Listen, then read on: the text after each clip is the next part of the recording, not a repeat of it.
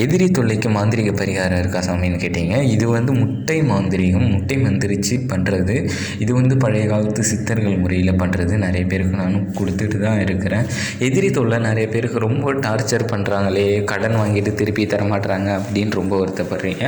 அதுவும் இல்லாமல் சில எதிரிகள் எதுக்குன்னே தெரியாமல் ரொம்பவும் டார்ச்சர் பண்ணுறாங்க. என்னால் முடியல, ஒரு நிம்மதியாக வாழ முடியல, எதிரிகள் வந்து ரொம்பவும் வந்து தொந்தரவு பண்ணுறாங்க, அமைதியாக இருந்தாலும் ரொம்ப பண்ணுறாங்க அப்படின்ட்டு நீங்கள் வருத்தப்படுறீங்க.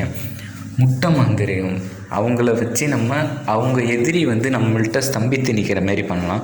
எவ்வளோ பெரிய எதிரியாக இருந்தாலும் சரி, எத்தனை பேராக இருந்தாலும் சரி, அவங்க எல்லாருமே நம்மளை நோக்கி வருவாங்க, நம்மள்கிட்ட அடங்கி ஒட்டங்கி ஸ்தம்பித்து நிற்பாங்க.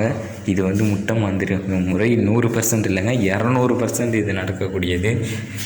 இது எந்த எதிரியாக இருந்தாலும் சரி, ஆணாக இருந்தாலும் சரி, பெண்ணாக இருந்தாலும் சரி, பணம் வரவு செய்வன வச்சவங்க யாராக இருந்தாலும் சரி க்ளீனாக எடுத்துரும். இது வந்து எவ்வளோ பெரிய ஆளாக இருந்தாலும் சரி க்ளீனாக எடுத்துரும். வேணும்னா கான்டாக்ட் பண்ணுங்கள், விவரமாக சொல்கிறேன்.